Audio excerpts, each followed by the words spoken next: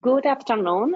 Thank you for joining us today on our webinar Summer in Porto and North of Portugal. My name is Ana Kammerer and I work with Emerging Destinations. We are a sales and marketing representation company in the US and Canada.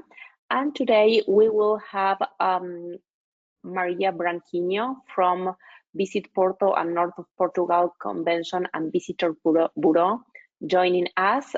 She will be presenting Porto and the north of Portugal as an ideal destination to enjoy this summer. Before passing everything over to Maria, just wanted to give you a brief overview of our company and some housekeeping notes to go over this webinar. Emerging Destinations, as I mentioned before, is a sales and marketing representation company in US and Canada, and we are proudly representing cool companies in cool places across Africa, Asia, Europe, Central and South America, as you can see on our screen now. If you need to contact me or have any questions or want to schedule a Zoom call and speak further about any of the destinations we represent, please don't hesitate to send me an email, anna@emergingdestinations.com. You can see my email address at the bottom of the screen now. Regarding today's webinar, just wanted to let you know that all attendees are mute, but we are recording this webinar and we will be sending the playback later this week. If you have any questions or if you need to step away, don't worry, we will answer any doubt that you may have at the end of Maria's presentation. You can type your questions on the control panel on your right. And before ending the session, Maria will be going to each of the questions or doubts that you may have about her presentation and the destination itself. So as mentioned before, please check your inbox by the end of this week on Friday, as you will get an email from us, from Emerging Destinations, which will include this recording, the presentation, and also a short and nice and useful intro video with which show the best of Porto and the north of Portugal that of course you can use for your own marketing purposes if you want to send that to your clients on a proactive way to invite them to consider this region for their summer destination. So this is all on my side. Now I'm passing everything over Maria Branquinho. She is with Porto and North of Portugal Visitor Bureau, and she's in charge of international promotion. So over to you, Maria.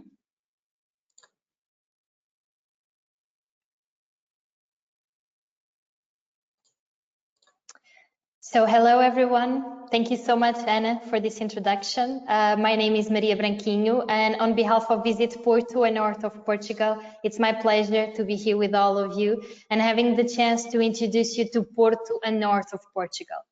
So today we will be talking about summer in Porto and North of Portugal, although I'm sure that by the end of this presentation you will understand that Porto and the North is a destination to visit throughout the whole year, not just in summer. So I'd like to start my presentation by showing you where we are located and the area that we represent. You can see where Portugal is located, and this is the whole area that we represent as we are the official tourism board for the whole north of the country. When it comes to traveling directly to our destination, luckily we are very well served with our international airport, Francisco Sá Carneiro Airport, and we have direct flights for more than 100 cities in the world, which means 29 different countries. Traveling directly from North America to Porto is also possible. We have direct flights from New York with TAP and United Airlines to Porto. And now we also have a new route from Boston to Porto with TAP. Traveling directly from Canada to Porto, it's also possible. We have direct flights from Toronto and Montreal with Air Transat, and now we will have a new route as well starting this week from Montreal to Porto with Air Canada. So great news, we are very well connected with North America. So this is a more detailed map of our destination. I just wanted you to have a more clearly idea of the region that I'm talking about. You can see where Porto is located. Our airport is just 20 minutes to the city center, so it's quite close. And we also have our international cruise terminal, Leixões Cruise Terminal, which is located in the city of Matosinhos, very close to Porto. Traveling inside the region is quite easy as we have good roads and high roads. It's also possible to use the public transportation, particularly when it comes to train services. If you are thinking about travel to Lisbon and then from Lisbon get to Porto, it's also possible by train. It's 3.5 hours journey.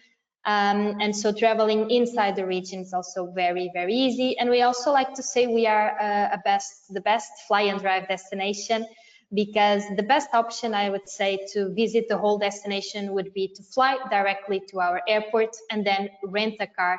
And this would be the best option for you to have opportunity to visit the whole destination. And I would say that at least 1 week to 10 days would be enough time to see the main tourism attractions in the region. So the north of Portugal is subdivided into 4 sub-regions. So we have Porto. Porto is the second biggest city in Portugal. It's the main hub and the entrance door to explore the north region. It's known for these colorful houses, as you can see from this picture. It's known from the port wine, the Douro River, and it's a city full of life, full of events happening around the whole year throughout the whole city. So it's definitely worth to visit, and it could be the start for your journey in the north of Portugal. Then we have the Douro region, and I'm sure that once you visit this region, you would be blown away by the beauty of the sceneries, of the landscapes, of the vineyards. This is where the port wine is produced, so you would be able to do a lot of wine tastings in this area, and it's also there that you would be able to do some Douro River cruises. We also have the region of Minho region. This is the place where cities like Guimarães and Braga are located. They are both cultural cities, and it's also the place where the Vinho Verde, the famous green wine, is produced. Last, we have Trás-os-Montes region. It's not as known as the rest of the sub-regions, although it has a lot of potential as well. If you like tradition, if you like good food and a more quiet and calm place, so this would be the sub-region to visit, Trás-os-Montes. These are a few of our top sales arguments, so why you should visit Porto and the north of Portugal. So first of all, we are an award-winning destination. Porto has been recognized over the last few years as an award-winning city. We are the region in Portugal with the biggest number of UNESCO sites. So in total, we have 7 UNESCO sites. We have the famous Douro River, the port wine as well is another selling point.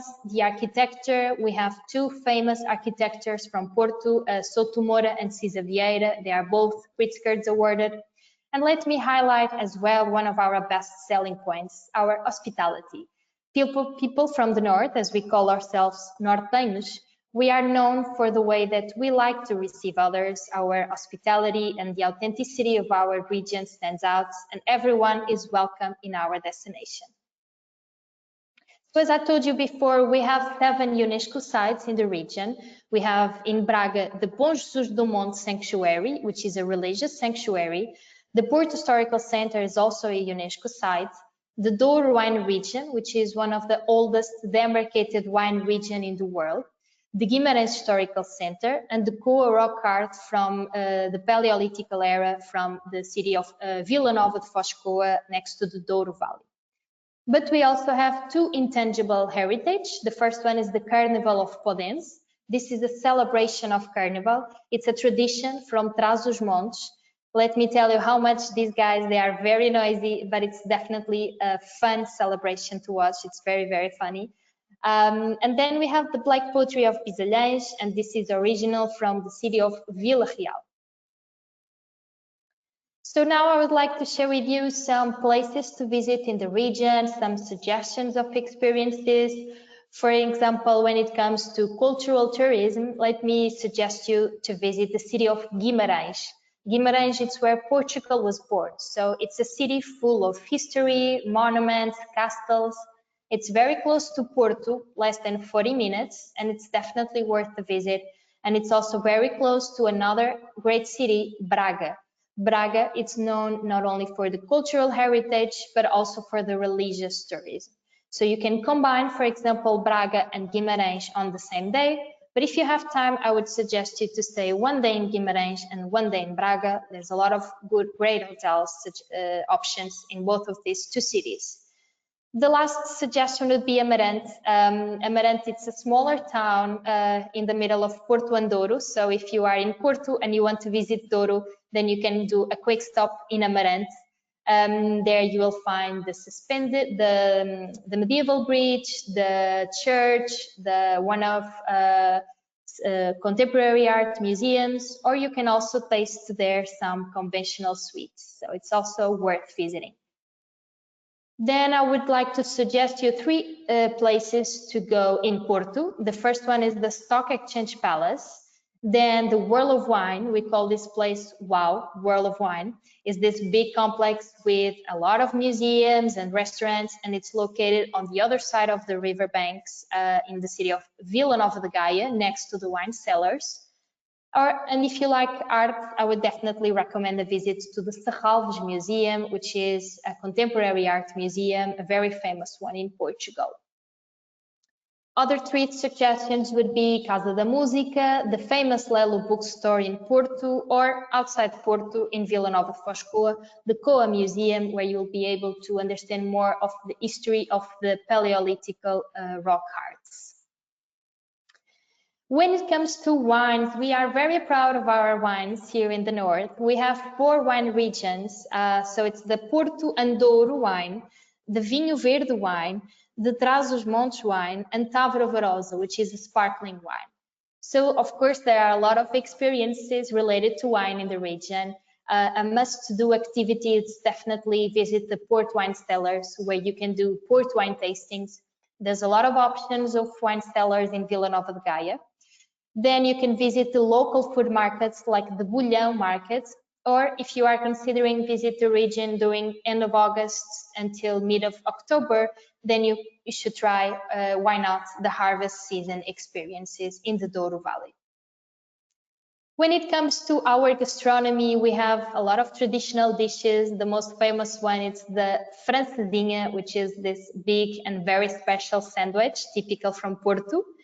We have a lot of fish and seafood, particularly in our coastal line. For example, in the city of Matosinhos, there's more than 200 restaurants to eat good fish and seafood. And you can also try some cooking classes and understand how our gastronomy is made.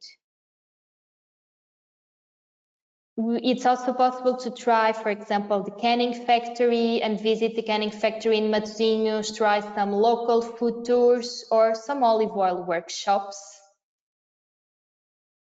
Let me suggest you another place. This is Arouca Geopark. It's less than 1 hour from Porto. It's there that you will find one of the biggest suspended bridge in the world. So it's quite scary to cross this bridge, but it's very worth crossing it. It's also there that you will find 5 walkways, and this is 8 kilometers of walking in the middle of the nature. So it's definitely very, very beautiful. And also in this geopark, you will be able to do some rafting in the Paiva River. So for those very hot summer days, this would be a best activity to do. In the Douro Valley, you can do not only the wine tastings, but also the cruises on the Douro River, whether it is 1 hour cruise or 1 day. There's a lot of options. Or for example, why not do some picnics in the middle of the vineyards, facing these amazing landscapes through the vineyards. This would be another perfect suggestion for summer in Porto and north of Portugal, and this is the Peneda-Geres National Park. It's the only national park in the country. There you would be able, for example, to swim in one of those beautiful waterfalls that you will find there, or for example, do some hiking trails, some e-biking, horse riding, or try some canyoning and radical sports. When it comes also to nature and adventure, there are more options of activities. For example, the off-road experiences like buggies and jeep tours. the St. James ways, the Caminhos de Santiago that cross our destination that will lead you to Santiago de Compostela. We have 3 crossing our destination. Or why not? This is another suggestion. Just climb a bridge in the middle of Porto, and this experience is called Porto Bridge Climb.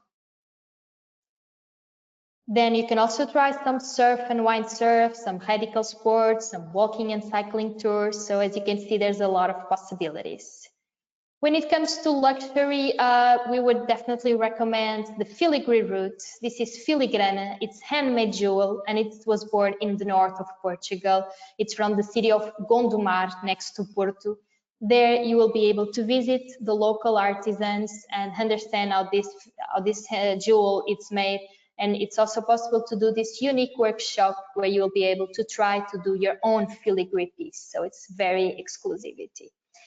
It's also possible to do, for example, some exclusive yachts on the Douro River, for example, during the sunset, or why not just sleep inside a wine barrel, and this experience is possible in Quinta da Pacheca in the Douro Valley. When it comes to sun and beach, we have our coastal line, so of course there's a lot of beautiful beaches to visit. I would recommend you these 3, Matosinhos, Viana do Castelo, and Vila do Conde. When it comes to golf, we have 5 golf courses in the region, although I have here just 3 examples. The first one is the Axis Ponta de Lima golf course, then the Vidago Palace Hotel Golf, which is a 5-star property with a golf course, and the Tivoli Stella Golf, located near the ocean in the city of Vila do Conde in Stella Golf Course. Now let me share with you some of examples of summer events in Porto and north of Portugal. I have here just 3 examples of traditional festivities. So the first one is the Saint John Festivities. We celebrate it not just in Porto, but also in Braga on the night of the 23rd of June. And we like to say it's the longest night of the year. So if you ever visit Porto on this night, you will understand what I'm saying. Everyone is on the street, locals and tourists, and everyone is having fun, celebrating life and enjoying the night. So it's definitely a worth event to attend in the region. And then we have a lot of traditional festivities, like, for example, Senhora da Agonia in Viana do Castelo in August, and this is the celebration of the Minho traditions, and also Feiras Novas in Ponte de Lima in September, also celebrating the traditions of the Minho region. When it comes to music festivals, these are 3 examples: the Nós Primavera Sound in Porto, that happens in June, the Vodafone Paredes de Cora in August, or EDP Vilar de Mouros in Caminha, also in August. This one in the middle, Paredes de Cora, is a very successful event. For example, a few years ago, before this event, if you ask to a Portuguese people, do you know what Paredes de Cora is? They will probably tell you no. Nowadays, everyone knows in Portugal where Paredes de Cora is, so this is an example of an event that has put the city on the map. So it's definitely a successful event. Then we have a lot of wine festivals. We are a wine region, so of course we like to celebrate wine. So these are 3 examples: the Douro and Porto Wine Festival that happens in Lamego in July, the Festa do Alvarinho in Monção in August. It's a celebration of the Alvarinho wine, or the Vinho Verde Festival in Amarante in June, also a celebration of the Vinho Verde, the green wine. Let me also take this opportunity to share with you what's new in Porto and north of Portugal. So now we have a lot of new hotels opening in the region. So these are just 4 examples. The Tivoli Copque that opened a few months ago in Vila Nova de Gaia, the Moon and Sun Collection Aroca, which is in an old monastery in the city of Aroca, the Tivoli Stella Golf in the city of Vila do Conde, and the Lince Braga from Braga. So all of these are 5-star properties that have opened very recently, and there's also a lot of new openings coming up in the region very, very soon. Then we also have 4 new Michelin-star restaurants. So now in total, we have 11 Michelin-star restaurants in the region. These are the 4 new: the Blind, Oculto, Vinha, and Palatial. So I'm almost finishing my presentation. I just wanted to share with you some practical information. As I told you in the beginning, we are the official tourism board for the north of Portugal. So we work with more than 350 partners in the region. So whether you are looking for a new DMC in the destination, some hotels options, tourism guides, transportation companies, or experiences providers, we can put you in contact with the best local suppliers in the destination. We also organize fan trips and press trips. We support you in site inspections.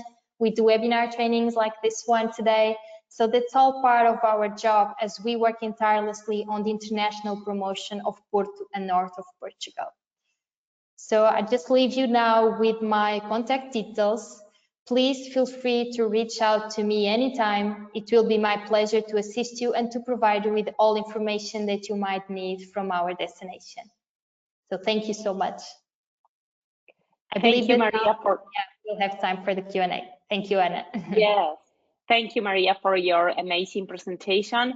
And for the travel advisors we have connected today, I encourage you to type any question that you may have on the control panel on your right.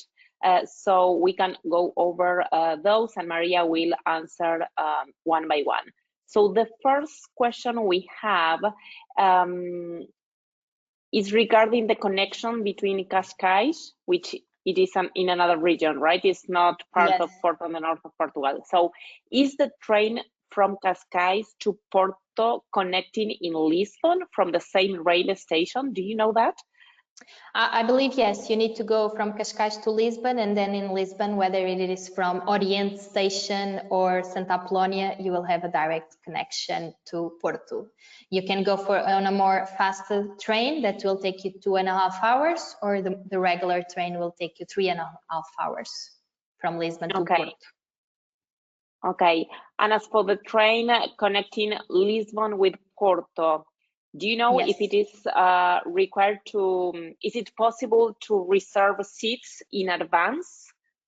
Yes, it is through the CP website. CP is our national train company. So if you Google it, CP, you will be able to book the tickets online in advance and to save your seat and to choose your seat. Definitely. Awesome. Thank you. Then we have another question from Kadia. When would you say is a good time to visit Porto and north of Portugal? I would say springtime, so April, May, and also June. June is the month of all the festivities, so it's also a great month. And then again, October and September, October. I think it would be the best times. I would say avoid like the high season, you know, August. But then spring and autumn would be the best time, I would say, to visit our region. Awesome. Is there a rainy season in Porto, north of Portugal? Well, nowadays, because of the climate change, everything is changing. But, well, in Porto, it can rain sometimes, I'm not going to lie. In January, February, it's March, so winter months, it could rain a little bit. But, of course, everything is changing with the climate changes, so we never know. You can arrive in Porto in the middle of January. It could be a lot of sunny, so it's very unpredictable. Okay. Audrey is asking if we have a promotional video that they can share with clients. Yes, of course, Audrey. I will be including that promotional video on the follow-up email that we will be sending you on Friday. That follow-up email will include that video that you are free to use with your clients to encourage them visiting Porto, north of Portugal, and it will also include this presentation and the recording in case you want to rewatch it again. So yes, there is one promotional video. Okay, do you remember, is there any festival mid-June? Yes, a music festival. In June we have the Primavera Sounds in Porto. It's a music festival.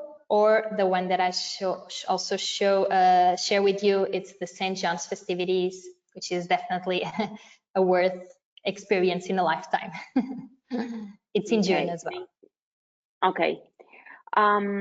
Would you recommend to drive or take the train from Lisbon to Porto?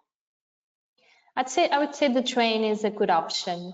Yeah, it's very fast, and if you take the fastest train, and you can reach easily the city center of Porto. So I would say the train, because if you are considering coming by car, then it could get a little bit difficult to park the car, because I would say the best option to visit Porto, it's by walking. So everything is walking distance. So I would say that you come by train. It would be a good option. Okay, and also there were some constructions going on in Porto, right? Yeah. Or are they finished already? No, unfortunately, no, but I think it's almost there. We are getting there. But unfortunately, we still have a lot of construction in the city center, but we hope that in a year everything would be finished. Okay. Donna is asking us if the Portuguese Camino end in Porto or just go through it? Sorry, could you repeat? The Portuguese Camino. Yes. Ends in Porto or just go through Porto? It starts, the coastal starts in Porto. Okay. Yes, and then there are two that crosses the region, but don't start in our region. It starts maybe in the center of Portugal. So we have 3 certified caminos crossing our destination. One of them starts in Porto, the coastal way. Okay, thank you. Regarding the flower festival, is that happening just in Porto and north of Portugal, or is something that is celebrated or happening all across the country of Portugal? The flower festival? Flower festival. Yes. Well, in the north, we don't have a flower festival. That's a celebration of Madeira Islands, only celebrated in Madeira Islands. In the north, we don't have a flower. We have a garden festival that is celebrated in Ponte de Lima during the whole summer. It's like a competition of international gardens festivities, but flower, it's only celebrated in the island of Madeira, which is also a very beautiful event to attend. Okay, thank you. And regarding people interested in visiting vineyards, is there any excursion or activity in any vineyard in which people can do a grape stomping in August? Yes, we have a lot of companies that prepare that kind of activity, like day tours that leave from Porto to Douro Valley, where you'll be able to attend the harvest season. For example, in Quinta da Pacheca, it's one place where you'll be able to do it. I can also share with you these direct contacts of these companies. One of them is, for example, Living Tours. They do day tours daily from Porto to Douro Valley, and in August and September, it's possible to attend and to participate on the harvest season. Awesome. And coming back to the train that you were suggesting, taking a train in Lisbon up to Porto, is that a direct train, or can they stop and visit other cities on their way to Porto? Well, on the way to Porto, you have the center region.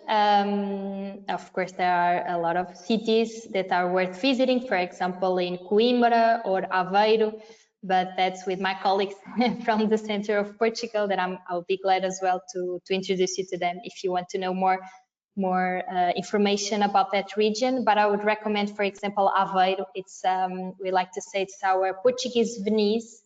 So it's very worth visiting, and you can do a quick stop over there before you reach Porto. Why not? Okay. Awesome, thank you. And then the last question we have here on the control panel, I know that some tourism boards or some regions in other countries, they are offering that. Does your region offer any city pass for travel advisors when they are visiting the area? Yes, if you want to contact us, we can provide you with a Porto card, which is our official card of the city that will give you access to the public transportation and a few discounts in a few tourism attractions in the city. So just need to contact us and we will provide you with that. Just need to pick it up on one of our tourism information offices in the city. Awesome. Great. Thank you. And then another question came in. Can you remind us which flights from Canada, which cities links Canada? Yes, I'm sorry because it was not written on the presentation, but we can also send you that information through the email. So we have direct flights from Toronto and from Montreal with Air Transat and now with Air Canada. And those flights are direct to Lisbon or to Porto? To Porto. Yes, Porto. direct to Porto, yes. Okay. We can provide that information maybe on the email when we send this presentation, or I can include it on the PowerPoint later today, and then I'll send you. Okay, awesome. Well, because I think sorry, just to add that this new route to Montreal from Air Canada will be launched in 2 days. So on the 5th of June, we'll have this event to launch this new routes with Air Canada. So it's a big news for us. Awesome. I was just double checking the control panel. I think there's no any other question here for you. So in case you have travel advisors, in case you have any other question for Maria, you can see her email address at the bottom of the screen now. So please feel free to drop her a line and she will be more than happy to assist you. And Absolutely. Just for you to know, on the follow-up email that we will be sending you on Friday, we will include Katia Barbosa contact information, as she's the one in charge of US and Canada for Porto and the north of Portugal region. Unfortunately, Katia couldn't make for this webinar because she was attending a trade show in China. So this is why Maria took her place. Please expect to receive Katia Barbosa contact information on the follow-up email that we will be sending you on Friday. So I think that you cover everything, Maria, and we are ready to start promoting and selling Porto and north of Portugal this summer for our clients in North America. Thank you so much for your amazing presentation and for taking the time to share those amazing news and ideas with the travel advisors that we have in US and Canada. And travel advisors, once again, thank you for your interest and for joining us on today's webinar, Summer in Porto and North of Portugal. Please check your inbox on Friday as you will get this recording, the presentation, and more information about this amazing destination by the end of this week. So this is all on my side. Maria, I will give you the last 1 or 2 minutes for you just to wrap up and say goodbye to everybody. Yeah, just wanted to thank you again, Anna, for your support and for organizing this webinar. And of course, thank you for everyone for joining us on this webinar. Again, please feel free to contact us if you need any information or any contacts from the destination. I'm hoping that this inspires you not only to visit the region, but of course to sell to your clients. So thank you so much, and please feel free to contact me anytime. Thank you and have a nice day. Thank you. Bye.